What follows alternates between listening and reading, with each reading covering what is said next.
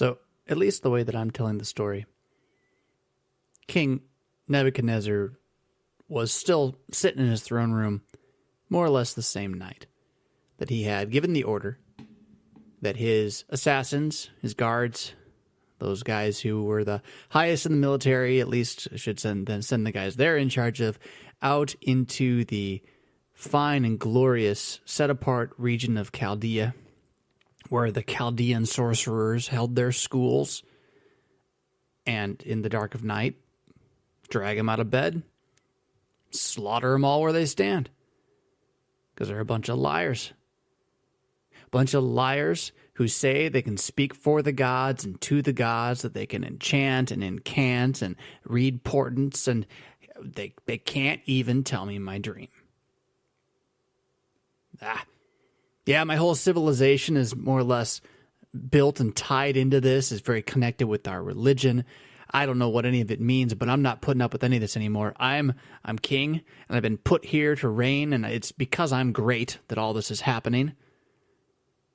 And so we got to find another way through this thing, and it's going to start with a clean slate. A slate cleaned by blood.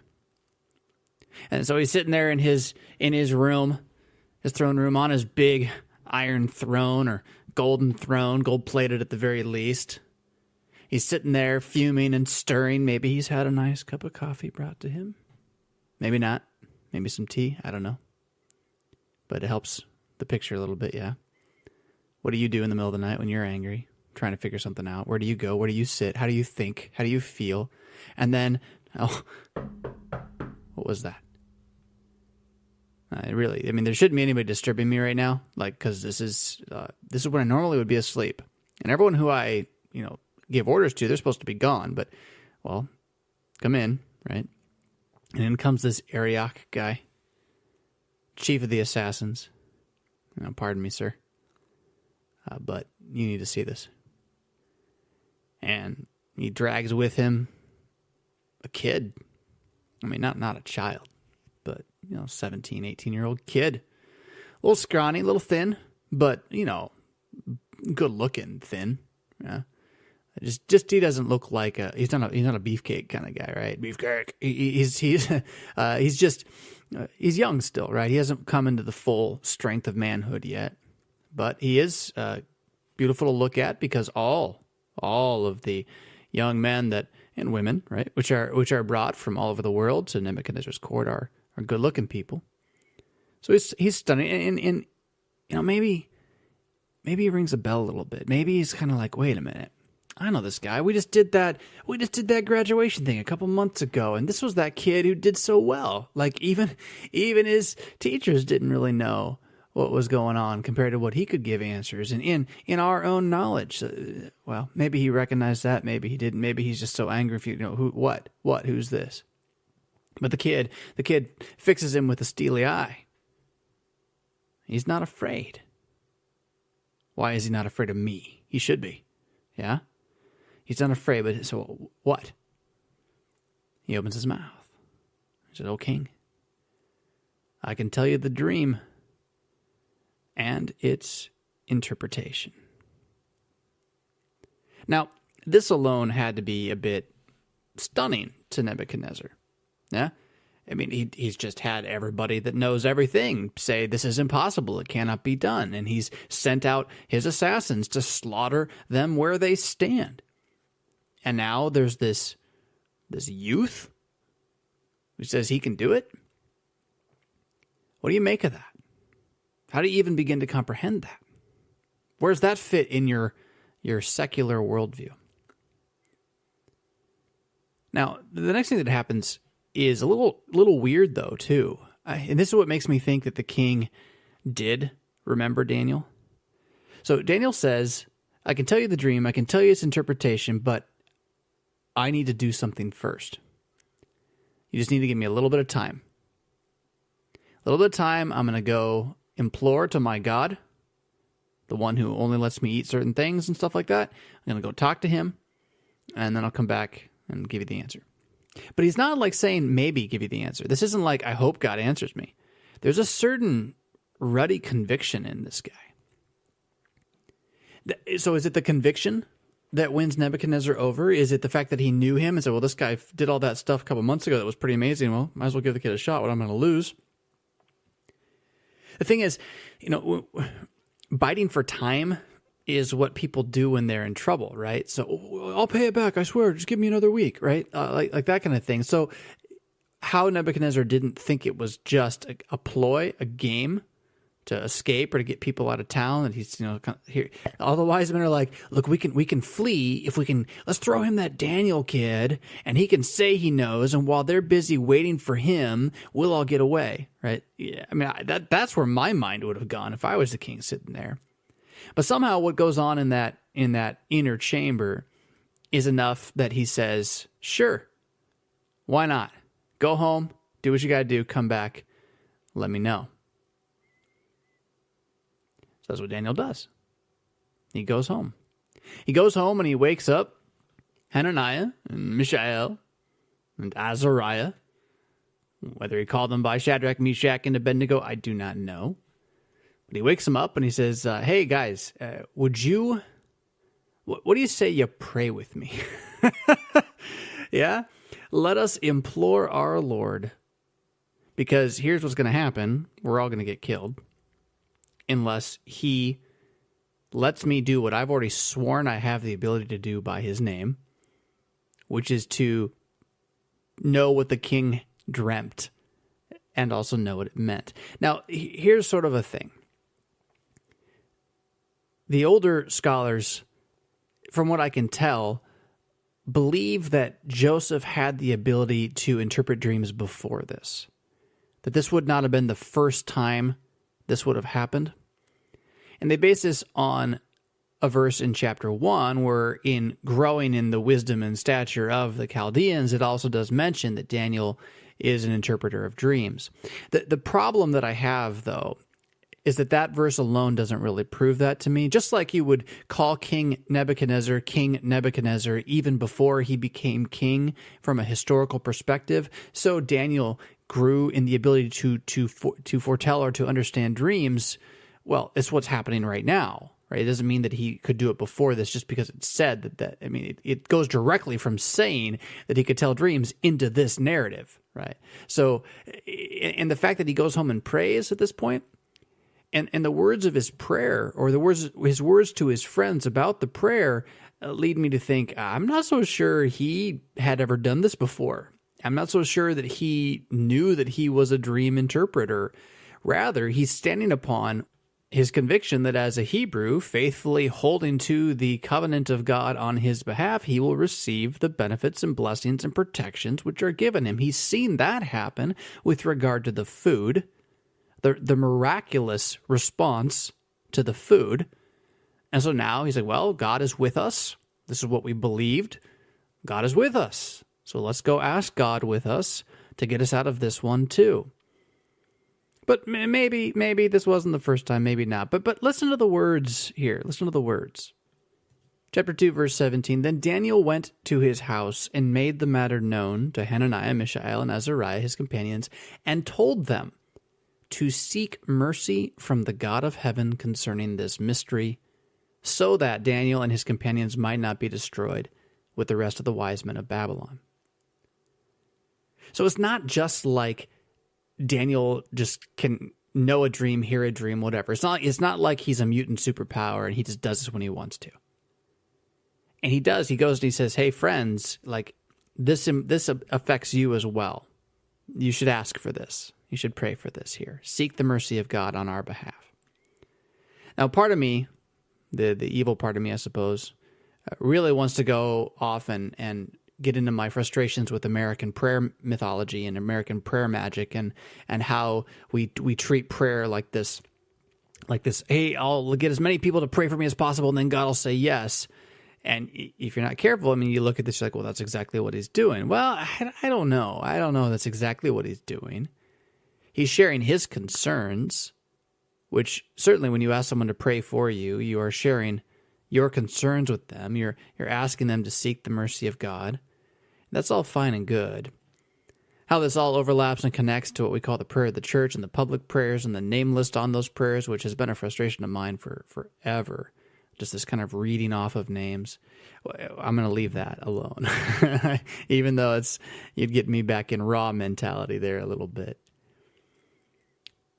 But what we're to take from this here, I think, is that Daniel, the way I take this, Daniel has never interpreted a dream before. And he has no knowledge that he can. Other than that, when an assassin's blade is at his throat about to kill him, he knows that God is with him. In a special way, remember, this is not New Covenant, this is Old Covenant, a special way with extra promises about the present age that we don't have, but they did. And he puts his faith in those things and says, well, God's with me. I can do this. I'll tell the king I can do it. He goes. He tells the king he can do it. He knows God can do it. I mean, that's never the question. It's never the question of whether or not God can heal the sick when you pray for it. The question is God intending to do that? Has God said he will do that? Is that according to the will of God as it's been revealed to you in the scriptures? And the will of God revealed to Daniel in the scriptures is, I mean, he even got some of this from the preaching Jeremiah perhaps, is that they will go into exile, but they shall return. And that if they walk with their God, he will walk with them. If their crops will grow, they won't get sick. They'll beat all their enemies. Well, then here we go. Now, the challenge, of course, is that we don't have the crops growing, the not getting sick, the beating back our enemies temporally. We don't have that promise, right? And that's what you don't want to confuse that. And so much of American Christianity, in its best, I'm not talking about the worst of it, in its best, it goes to the Old Testament and it confuses these things. It does not understand the distinction. Not just the people who are worshiping on Saturdays, but the people who would look at this verse, look at these verses, and say, oh, look, dreams and visions, we can do that. Or look, we can get, if we just put our faith and pray to God, then we'll have everything we need given to us. Wow, well, there's a lot more going on here. And this is kind of the other thing that's really, I think, pretty central. To recognize that what's going on here so far is not Daniel's story. It's in the book of Daniel. It's called Daniel. Remember, Daniel's kind of split into two parts, the reality of the world kingdom and then the reality of the kingdom of God. And the story of the reality of the world kingdom, at least early on, the great bulk of it, it's not about Daniel. It's about this guy sitting on the throne in the room. Just left him a little while ago, fuming and stirring. It's about Nebuchadnezzar. And it's not about Nebuchadnezzar's fall. It's about Nebuchadnezzar's redemption. We'll come back to that. So he goes to his friends. He says, hey, let's seek God's mercy here, because if God decides to give us up, we're all going to be destroyed, and that's the way it's going to be. Verse 19 is very brief. Then the mystery was revealed to Daniel in a vision of the night. So what does that look like? So he comes into the house. Hey, everybody get up. Let us seek God. And what they do is they keep vigil. You know what a vigil is, right? At least historically.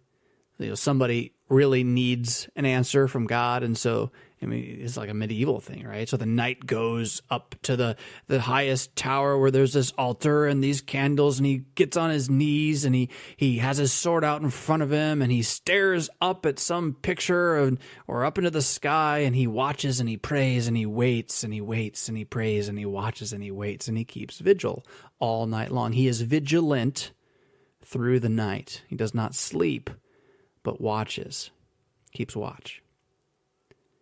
So that's what Daniel is doing. And in the midst of the night, while he is not asleep, he does not have a dream. In the midst of the night, I would say, God reveals him to be a prophet. God comes to him and gives him a waking vision, not a dream. This is not a perfect one-to-one. It doesn't always line up, but this is important. Dreams, as God's way of revealing things, only generally happen to those who are outside of the covenant. Now, Joseph is a definite exception to this, right? But think of Pharaoh, to whom Joseph reveals the answer of the dreams, right? Dreams don't generally belong to prophets. Prophets have visions. And that's what Daniel gets. He doesn't get a dream, he gets a vision.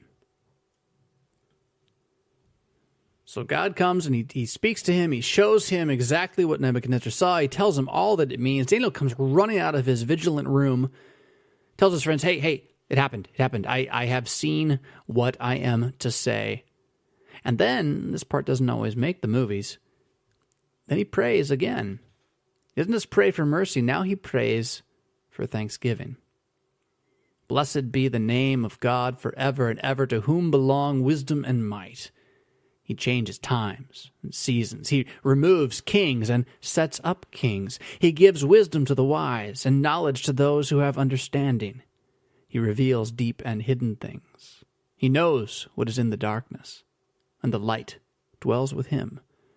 To you, O God of my fathers, I give thanks and praise, for you have given me wisdom and might, and have now made known to me what we asked of you, for you have made known to us the king's matter.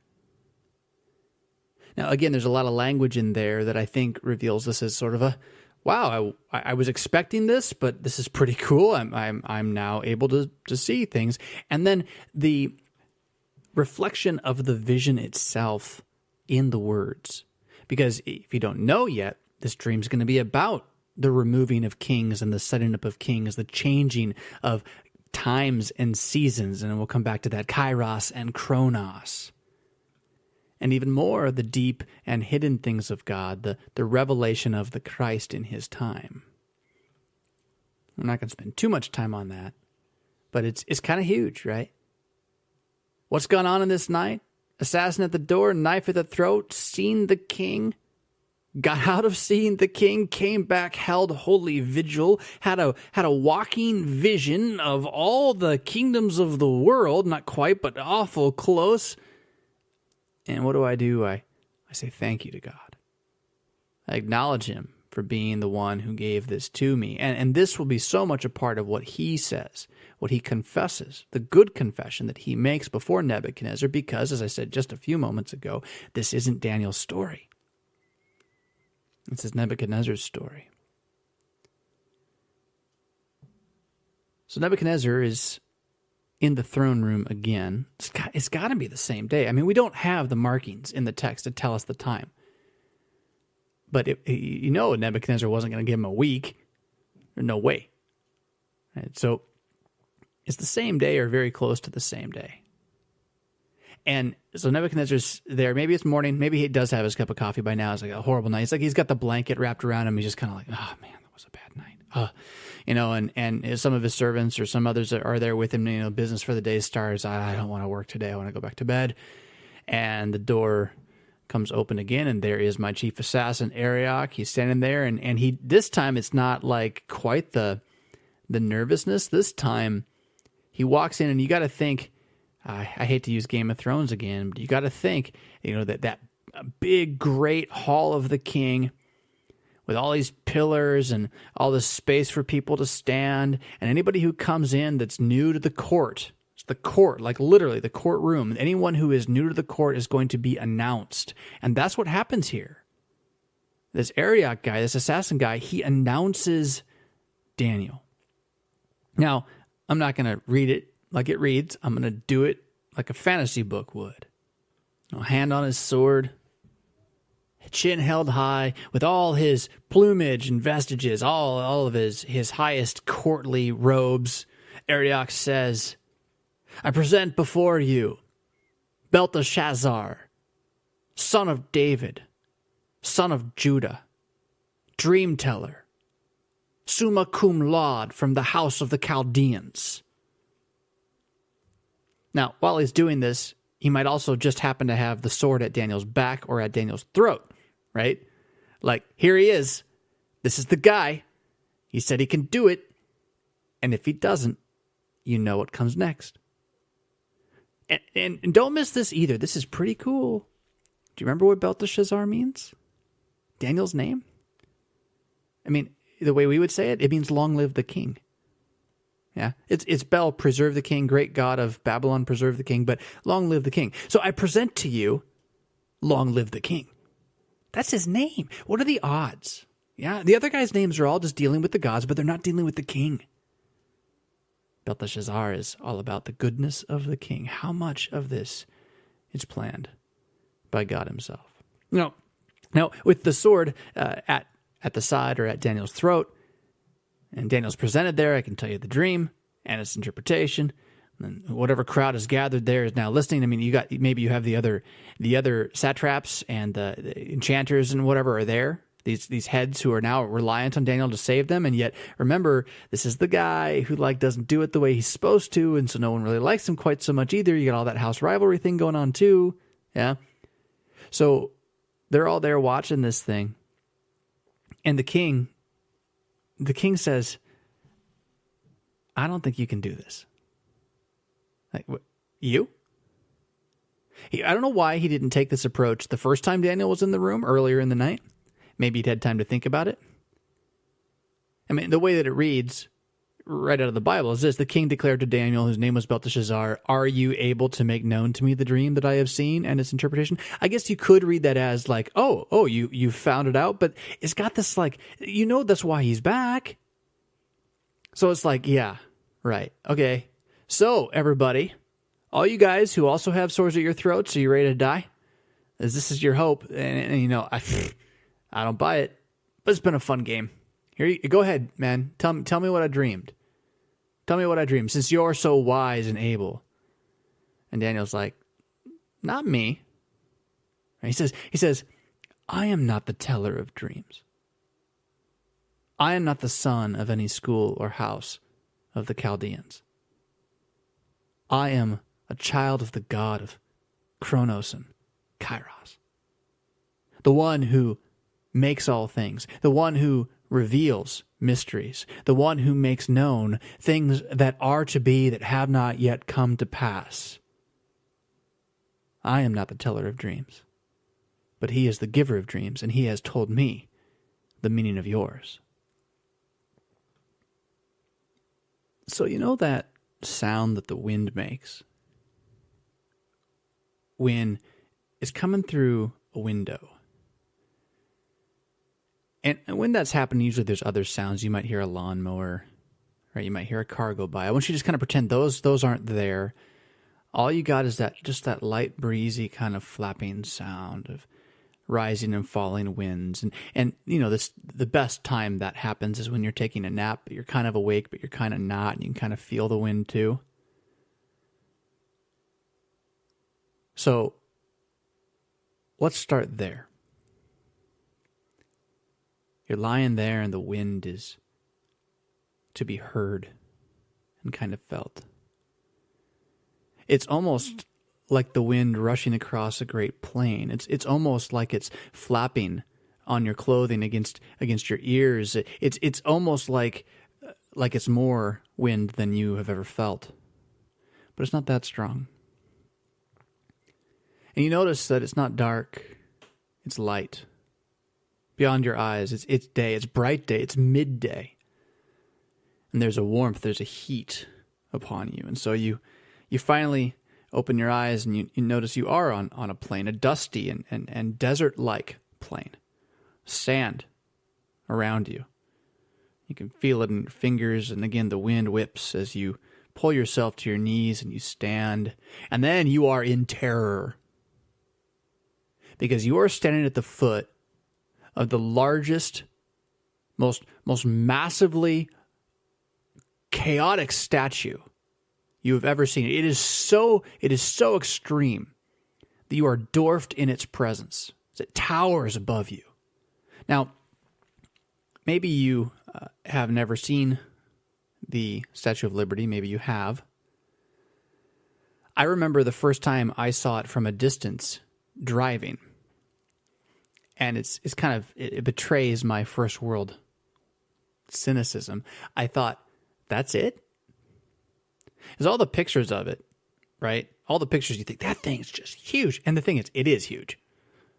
But the pictures and the way we've come to expect things to be huge, skyscrapers, right? The Statue of Liberty is not a skyscraper, not the way that they are now.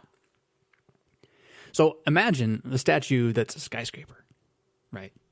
50 stories, 75 stories. So phenomenally gigantic that you, by this wind-whipped plane and it are all this there, and it's just dwarfing you. You think it's going to fall on you, or maybe it's alive. Maybe it'll begin to walk and crush you. Indeed, it looks down upon you, and you can see that its head shines with the glory of kings. A glimmering and glistening and perfect golden face with hair fit for a god. But as this majestic presence moves from the phenomenal cut of the chin and the marvelous Mesopotamian beard down to the neck and the chest and the arms, well, now he no longer shines with gold. Now he is silver. Silver is strong. It's a good metal. Useful for many things.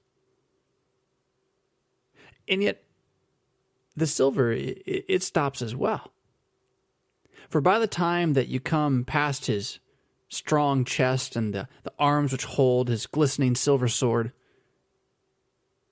down to the girdle that wraps his waist and his loins and protects him in battle, well, he shines again like unto gold, but is not gold. You know, this is brass. And brass, now this is a strong metal.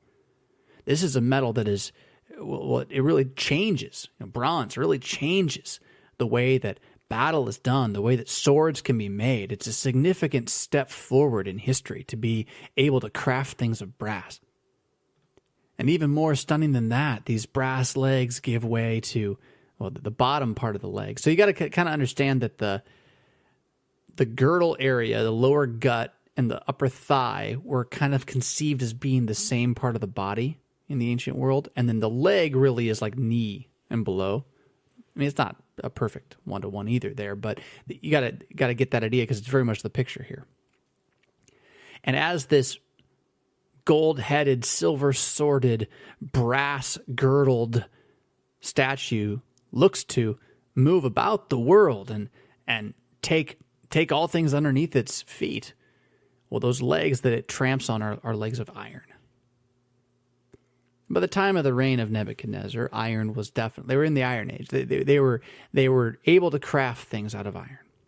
And so, and why do they do that? Well, it's plentiful, but it's also stronger. You make a sword out of gold. I mean, I play Minecraft with my kids. You can make golden swords. And at least Minecraft recognizes, like, they're not very good. You do all this work to get some gold, and you make it into a sword, and it kind of is pretty weak and breaks real easy. Gold's not really so good for that. Neither is silver ultimately, although it's a lot better than gold for this. But they're both more precious because they're more rare. And actually, in the softness that gold has, it can be used in a very spectacular ways. Filigree. You don't make iron filigree, right? You maybe could today, but you wouldn't then. It would have been harder to do.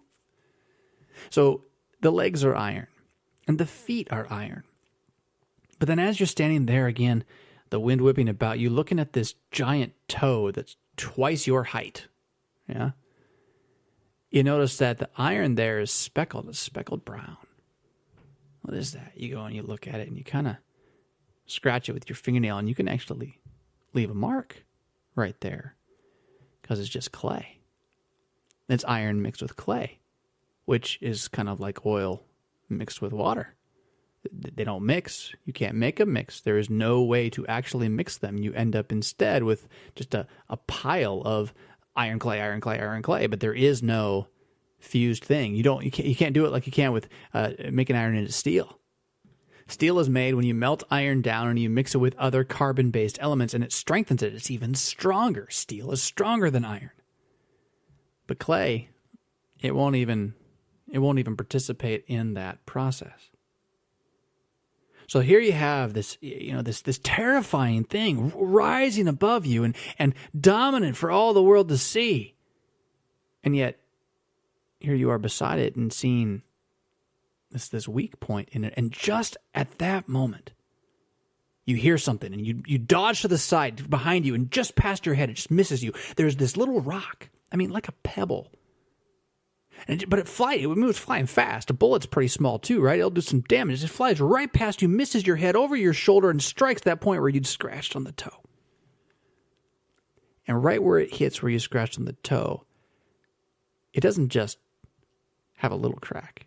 Maybe it does. Maybe that's how it starts. A little crack, but the crack, and it just goes further and further, and it begins to crumble.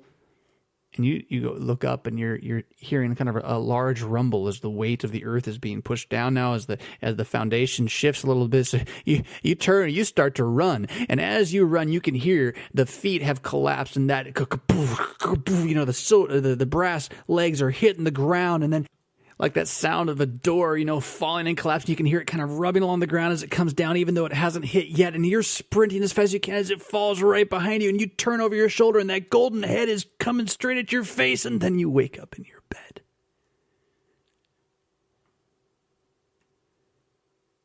What was that? And then, Daniel is standing there, having just said this to that whole courtroom. And who knows what they were thinking. You were looking at it like, wow, that was intense. Well, that was good. I mean, if I had to make up a dream, I don't know if I would have come up with that. That was pretty good. I mean, it obviously it's not what happened, but and then you look and you're like, well, the king's like, his eyes have gone wide. Yeah, because he knows that's exactly what he dreamed.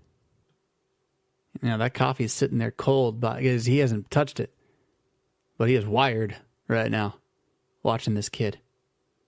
Belteshazzar, long live the king, the one who says he speaks to the Almighty Maker God, the one who says his God is ruler of Kairos and Chronos. Oh, we should come back to that now. Kairos and Chronos, two Greek words.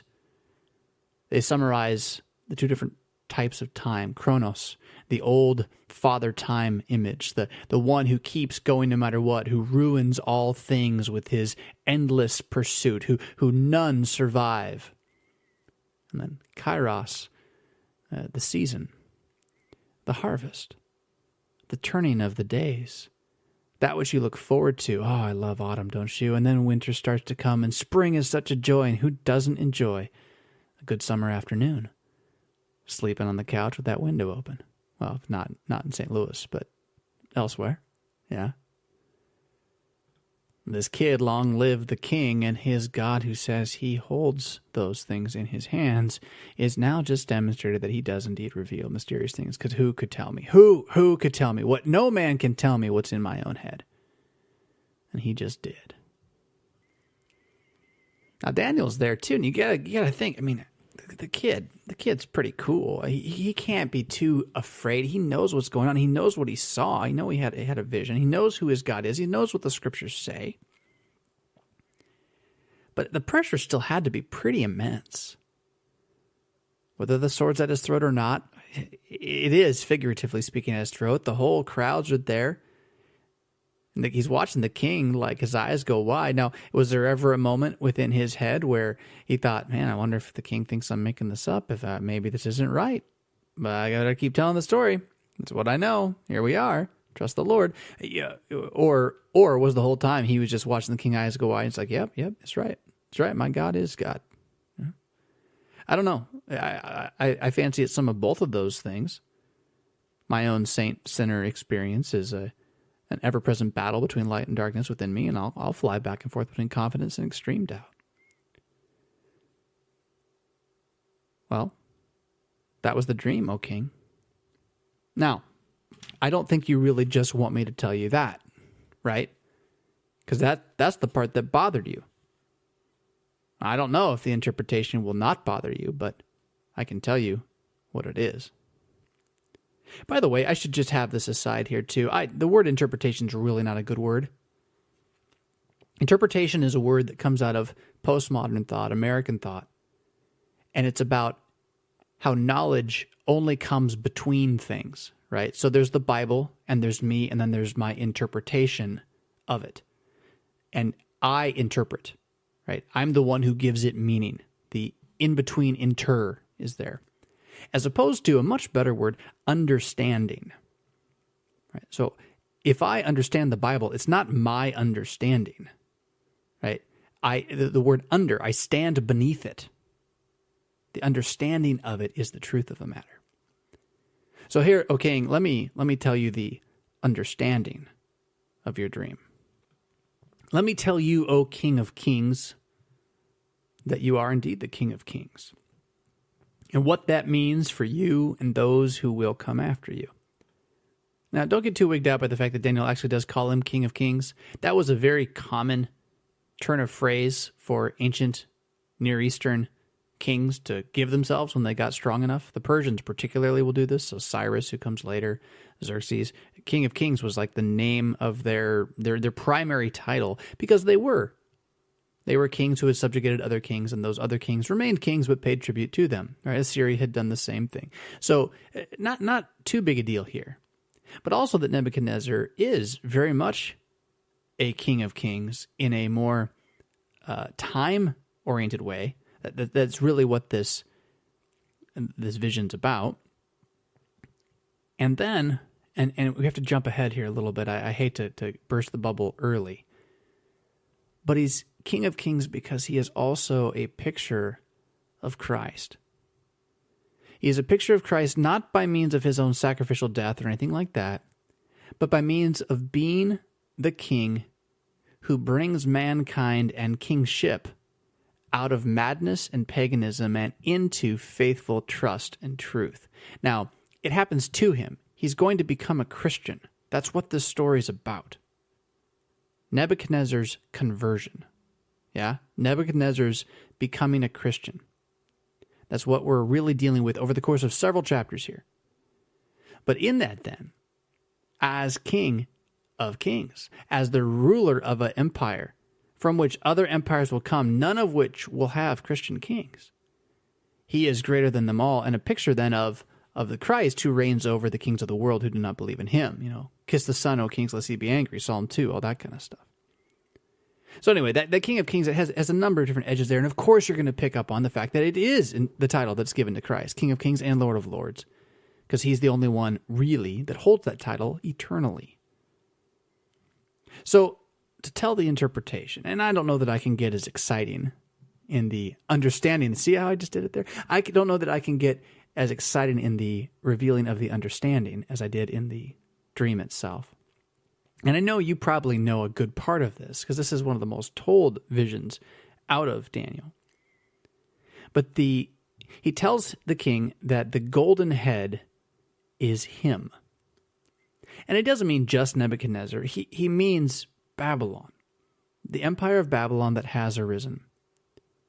And again, you got to see this a little bit as Babylon being a picture of Christ as the great ruler of the eternal kingdom. Just in the language.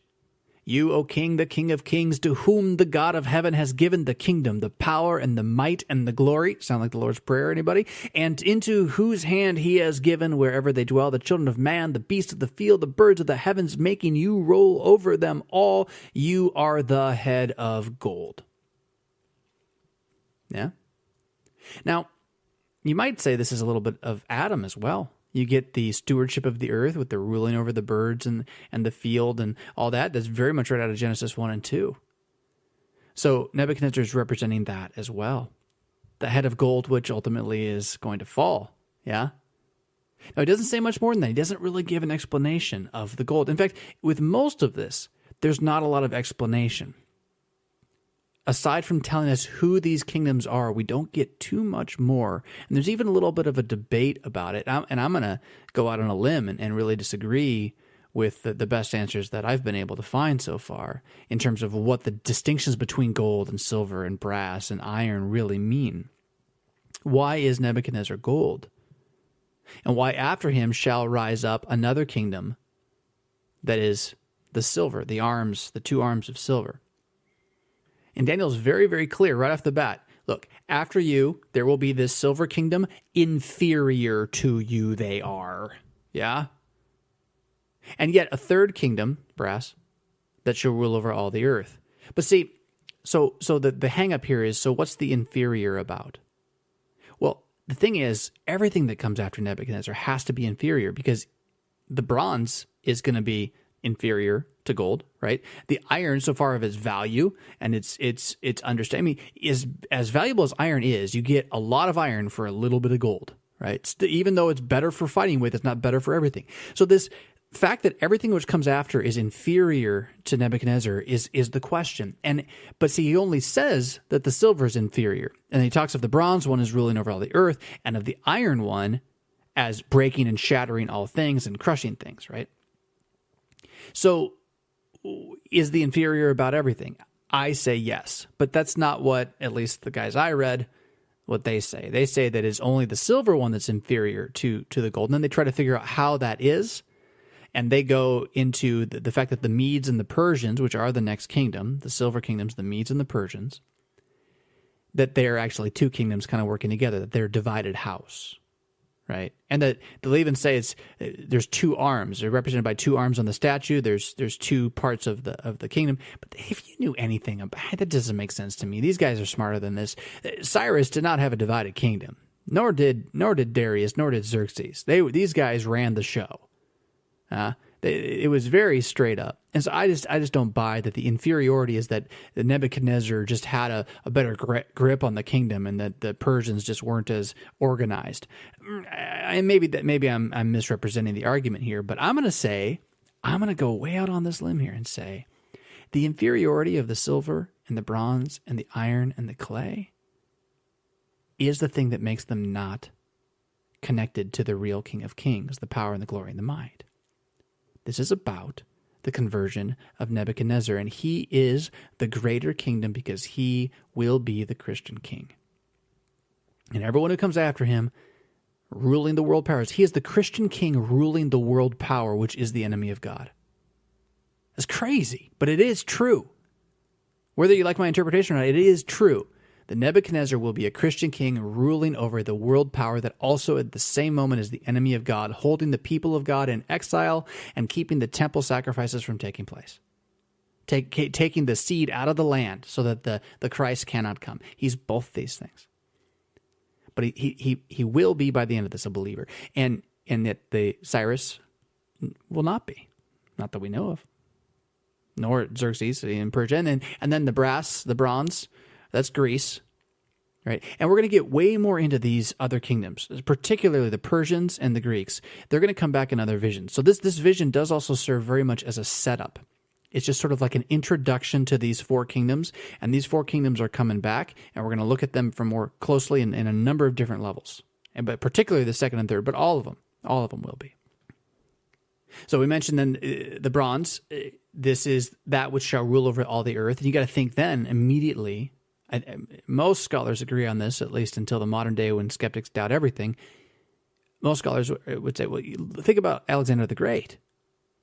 Right? What did Greek culture do? Why is it that the Romans spoke Greek? Right? Well, the lingua franca, that's Latin, of the Roman world was not Latin but Greek. Hellenization. You learned about that in grade school, right? Hellenization, the spread of Greek culture.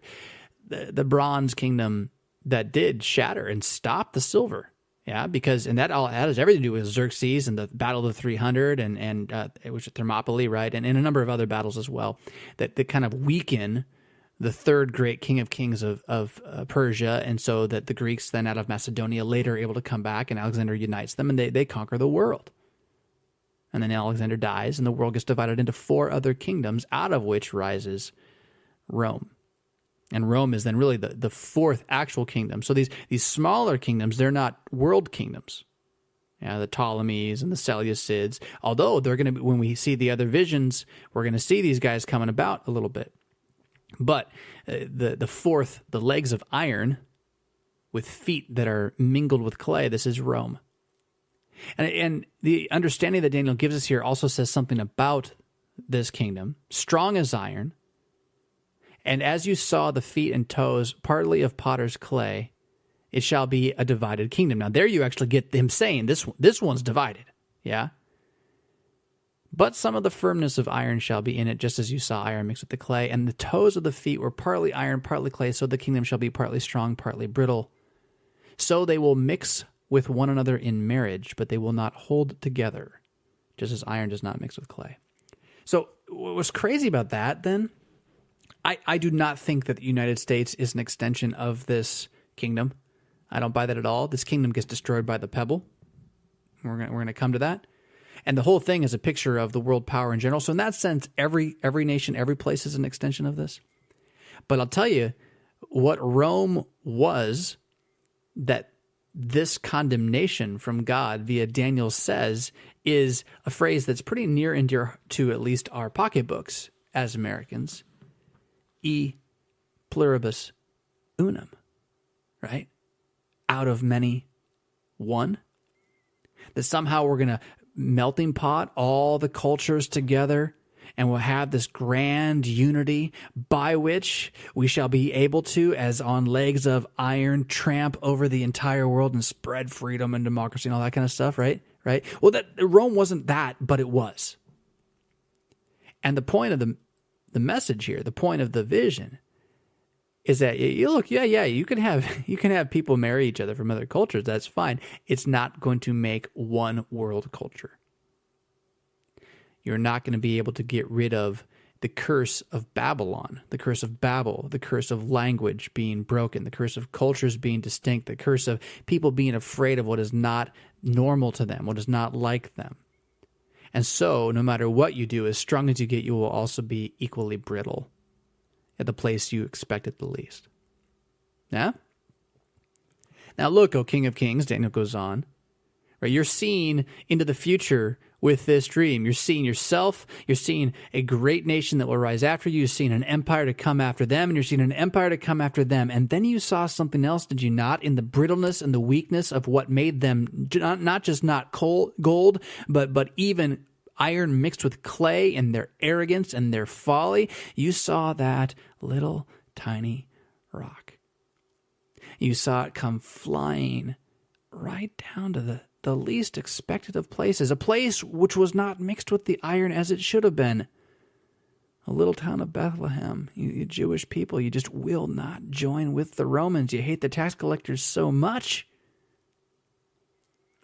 And there you see the God of heaven setting up a kingdom that shall never be destroyed. Nor shall the kingdom be left to another people. For it shall break in pieces all these kingdoms and bring them all to an end, and it shall stand forever, even as the stone that was cut. As you ran and fled from that collapsing statue, it grew. Now, this isn't how it happened, right? It was all one dream, but just imagine, so this night, after hearing the understanding, Nebuchadnezzar goes back in to bed. He lies down. It's okay, and he's back on that plane, and he's standing beside the collapsed statue. The golden head is at his feet. You can see the legs out in front of him, and behind, right where the statue was, there's not a pebble there. There's a mountain. A mountain that, you want to compare a building to a mountain. The highest skyscrapers we have don't even come close to our smallest mountains. Mountains are ginormous. There's a mountain there, a mountain made by no human hand, which has crushed indeed, ground into dust, all these other kingdoms of the earth. Now, again, Daniel is really actually just saying this in the courtroom. This great God has made known to you, Nebuchadnezzar, what shall be. And I can just see Daniel taking his hand and reaching out and grabbing that sword that's right at his neck, putting his hand around the sword, maybe squeezing. It's bleeding a little, but he moves the sword away. And he pushes it down to his side, still looking at the king the entire time as he finishes and says, "The word is sure. And the understanding is without question." Again, there had to be silence in that room. All these other wise men kind of hanging on this. Their lives hang on this. They want him to be right. But they're not going to like what happens because he's right. The king is just marveling at this. It's unbelievable what happens next. He tries to get up off his throne, and he stumbles to his knees, and he's on the ground. He kind of crawls across the ground on his knees to Daniel, where he lies down prostrate on his face at the feet of Daniel. Dude, this guy had never done this in his entire life to anybody. Maybe his dad, maybe, but no. He lies down at the feet of Daniel, prostrate, not worshiping him. And we know this. The word does mean pays divine homage, but we also know that if Daniel would not have received it, you might think of there's other places in history. Paul and Barnabas are worshipped at Lystra. Peter is shown worship for a moment by Cornelius. They don't accept it, right? So Daniel accepts this, and we know Daniel's not one to accept things that break the law. So it's not divine worship, but it's recognizing that the God who made this known, whom he has just confessed, is indeed the true God. And whether Nebuchadnezzar knows it or not, he is now for the first time bowing down before this God, kneeling on his knees before this God. Now the whole room just had to be in utter shock at this. Then he gets up and he declares that incense be burned to Daniel. Again, an offering, a sacrifice, but we're going to say it's an unbloody sacrifice, and it was not truly to Daniel, but a recognition of Daniel's God and the power that stood behind Daniel. It is, in fact, his own praise of God. He's giving voice to the praise of God. Truly, your God is God of gods and Lord of kings, revealer of mysteries, for you have been able to do this. Now, before we go into what happens next, I've mentioned the conversion of King Nebuchadnezzar being the story, but don't be mistaken. He's not converted yet. This is only the beginning. This is not a one-to-one knock on your door. If you die tonight, will you go to heaven? Now pray the sinner's prayer with me. Conversion.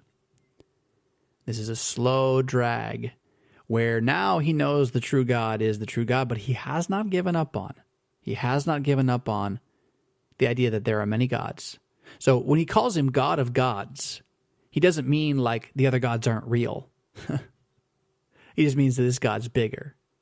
This will come back. This is a slow conversion, but he is confessing the true God as well. It's the first step. And he makes Daniel.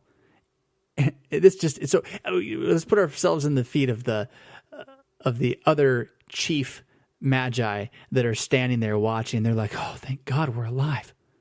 Oh, this is great. Good kid. Slap him on the back. And then just as they're doing that, the king's like, don't touch him.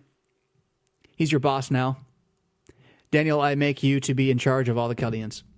You are now in charge of all the wise men. You're in charge of everything. The highest of the schools, you're the boss. You are the precept. You are the manager and overseer of all these. And I can't imagine that his former teachers took that very well. Wait, what? What? This guy who doesn't even believe half the stuff that we taught him to write on the test, now he's in charge? What? But that's what happens. Daniel becomes the vice regent or the prefect, the one who is over all the Chaldeans. Now, that doesn't mean that he's like the right-hand man of the king per se. So some of the language in English makes it sound like he just was a generalized ruler. He would have had authority and would have had influence in that, but he really was put over the schools and put over the houses of those who served as priests and magical function and all that kind of stuff. So now you have a guy who won't do magic running the magic people. and then Daniel also, the text is a little awkward to read here. I mean, the ESV says Daniel made a request of the king and he appointed Shadrach, Meshach, and Abednego over the affairs of the province of Babylon, but Daniel remained at the king's court. The way that reads, it sounds like there's kind of two ways it goes. Daniel actually didn't accept the position. They split it into three and then let those guys do it instead. Or that Daniel had these guys kind of sent off away from Babylon in order to like serve other parts of the kingdom, which doesn't make sense given what's going to happen next. It's more like, when you get made president of the United States, you have to put together a cabinet. The cabinet is a public set of officials who come in and they have authority, but they're right there kind of with you usually. So you have the cabinet, and then you also have your staff as well, right? And your staff has authority to do things that they're given. So somewhere between, him having Shadrach be his chief of staff and Meshach be his marketing manager, somewhere between that and them being, say, Secretary of Education, right? Secretary of Horoscopes, Secretary of Incanting, and Secretary of Whispering, right?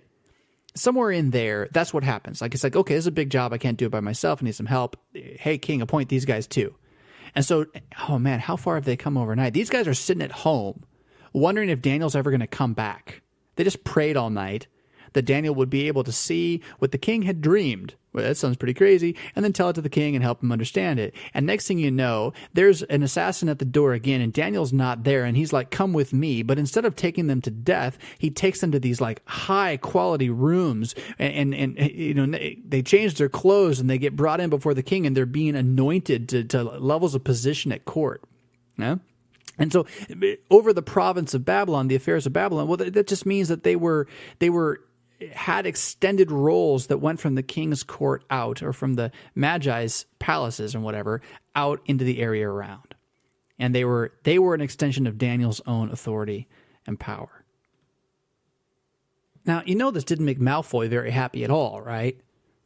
He's watching Harry suddenly made headmaster, and then Hermione and Ron are made heads of houses, right? Or put in charge of potions or whatever. I mean, Snape would have been just furious. Yeah. So that's kind of the place they find themselves in. All those Philistine kids and those Phoenician kids who've graduated with them and are also living in kind of those more squalid quarters and have to work their way up at the cubicle job. And now these guys are leaving the cubicle and they're up in the top office. Like, this is not setting up everyone loves you. But for the moment, as you're brought into these offices, you're kind of, hey, cool. And you're good at it. You've already demonstrated that. You graduated summa cum laude, right? You're doing good. So you go to work. You start working for Babylon. And so far as you can tell, right, everything's fine. You've found ways to help kind of navigate the distinction between the pagan religion and the knowledge that they had scientifically. Makes me think of, I've been kind of into mindfulness the last year or so, and there certainly is danger in mindfulness. There are people who teach it, and it is false religion. But then there is also something very valuable about sitting there and breathing for 10 minutes and focusing your attention on your breath. And you can do it. You can do it as a Christian. There's nothing wrong with watching your breath for 10 minutes with your eyes closed. There's nothing pagan about that. So they were able to like see that difference somehow, and then began to, you can only imagine, began to actually apply that to the civilization. This was a boon. This was a gift to the civilization of Babylon. But let's go back to Nebuchadnezzar. He's got his face on the floor, kissing the stone. And he gets up and he worships the God of gods with all his pagan rites, which are in fact wrong-headed. They're the wrong rites, but he does it. He burns the unholy incense and all this stuff to him. And then he comes in and he knights these guys and sends them off to do their stuff. And then he goes back on his throne and is like, okay, well, honestly, I'm going to take a nap today. Next morning, a whole day later, he's feeling a little better. He knows that the God of gods has told him that he is a golden head. A golden head on a statue that will be the greatest or the highest point of all human civilization ever. And this picture of this golden-headed statue just stays with him. It stays with me. He can't shake it. And he starts to think, well, since that's who I am, should I not make it known to the world that that's who I am? And he gets this idea that he's going to go ahead and build a giant statue made of gold with a head that looks just like his. Maybe not like his, but like his, yes. And he sets to work. You know, he's got other guys running other stuff for him. He doesn't have to worry about the Magi anymore. He sets to work planning this. And we're going to zoom a little ahead in the story, come back and pick it up next time, but this massive, giant, gold-plated statue that he sets up in the plain of Dura for the day of his consecration. He calls all the various officials of all the region together. And he's got to be really proud. I mean, look at this. The God of gods has consecrated him king, and here is the sign of his kingship. And so now, everyone who is anyone needs to acknowledge that the God of gods has chosen to smile on the gods of Babylon. And so worship the gods of Babylon and thereby give glory and honor to the true God. So I'm going to play a bunch of music and everyone's going to bow down and all will be well as we recognize the pantheon which has brought us to this place. See, do you see that it's called synergism? Oh, I got it wrong there. It's called syncretism. Synergism is works righteousness. Syncretism is the blending together of multiple religions in order to make them one. And it's a very anti-Christian practice. And to make the long story short, we'll pick it up next time. He's so proud. He's so excited. He's getting it all together. His kingdom's what it's supposed to be. There will be other kingdoms that come, but none will be like him, and they will all have to look at this statue and remember who he was. And so he has the music played, and everybody bows down, and well, he doesn't see this. But there's these three guys who just came out of the office. They were working in their corner offices all morning, but they heard, oh, we got to go down. There's this big ceremony today. Everyone else take a lunch break. We'll be back in a couple hours. They head down, and they hear that they're just there, and they hear this proclamation being read. Everyone's got to bow down to this statue and worship Bel, the god of Babylon. What's going on? And the music plays, and they look at each other like, well, we can't do that. Let's see, and the king doesn't see it. The king's bowed down himself, but you know who sees it? Know who's standing right beside Shadrach? Yeah, Malfoy. He's right there. He's right there, and now, well, he doesn't have to solemnly swear, but he's going to be up to no good.